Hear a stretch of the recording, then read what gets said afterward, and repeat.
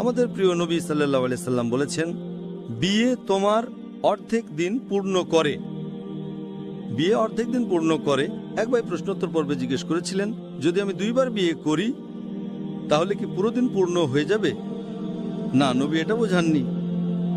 নবী বলতে চেয়েছেন, শুধু বিয়ে করলেই তুমি মা বাবা হতে পারো, শুধু বিয়ে করলেই তুমি স্বামী বা স্ত্রী হতে পারো।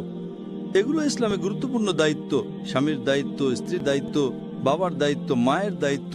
তাই নবী বলেছেন, বিয়ে করলেই তুমি এই দায়িত্ব পালনের সুযোগ পাও। তাই বিয়ে অর্ধেক দিন পূর্ণ করে। এখন প্রশ্ন হলো, বিয়ে ভয়ের কেন?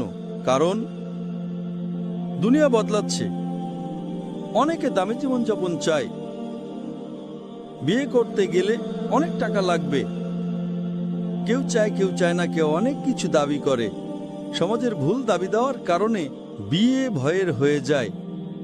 নবী কি বলেছেন?